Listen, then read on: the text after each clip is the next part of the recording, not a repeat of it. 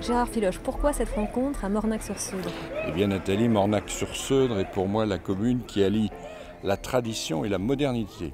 Tradition puisque nous avons le bassin de la Seudre avec les ostréiculteurs, et modernité ce soir puisque comme vous le voyez, beaucoup de touristes viennent visiter Mornac et développer cette économie touristique qui allie à la fois l'ostréiculture et le tourisme. Et Mornac est pour moi le symbole de ces deux facteurs qui communiquent bien entre eux. Alors, vous allez nous faire des petites confidences? Alors, confidence pour confidence, Nathalie, effectivement, Mornac s'y prête bien volontiers. Ce canton de Royan-Ouest, Gérard Filoche, il vous intéresse pourquoi? Eh bien, ce canton m'intéresse car il a des caractéristiques. D'abord, c'est le plus joli canton de Royan.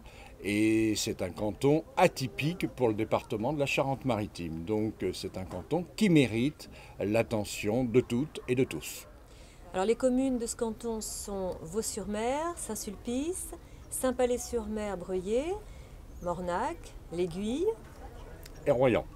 Et on finit par Royan. On finit par Royan. Et effectivement, j'aime bien, Nathalie, votre classement, car les communes de Mornac et de l'Aiguille sont des communes ostréicoles.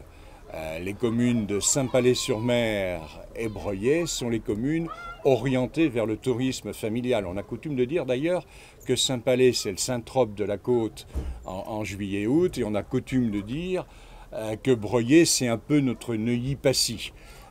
Effectivement, toutes ces communes côtoient la ville de Royan, et Royan est la ville phare de ce canton. Donc tout ceci est un ensemble très intéressant à observer, à développer et à projeter sur l'avenir. N'oublions pas Vaux-sur-Mer et Saint-Sulpice. Et effectivement, Vaux-sur-Mer et Saint-Sulpice sont deux communes qui ont su prendre à un moment donné un excellent virage sur l'artisanat, sur la zone commerciale, et elles ont su constituer des réserves foncières pour développer leur zone artisanale. Grâce au maire M. Poumayou, à M. Naudin, et puis maintenant à M. Cordonnier, la commune de Vaux-sur-Mer a pris définitivement une orientation sur l'artisanat. La commune de Saint-Sulpice, avec mon ami Martial de Villelume, effectivement, a su également prendre cet important virage et ainsi partir sur un développement économique dans le futur. Alors, où est-ce qu'on est là? Eh bien, Nathalie, nous sommes chez un ostréiculteur à Mornac-sur-Seudre, dans cette cabane à huîtres, au bord de la Seudre, où il y a chaque année la remontée de la Seudre, épreuve sportive que parraine la communauté d'agglos dont je fais partie. Et notre président, Jean-Pierre Tallieu, qui est un ami de longue date, s'emploie à développer avec énergie et dynamisme. Je déplore évidemment l'incendie qui a été commis au Saunier, la cabane du Saunier à Mornac, et je trouve qu'un tel établissement mérite que l'on s'y attache, qu'on le préserve, et Jean-Pierre Tallieu a su particulièrement le faire sur la Tremblade. Comment s'inscrit le canton dans le département? Eh bien, le canton dans le département est avant tout un soutien à la majorité départementale que conduit mon ami Dominique Bussereau.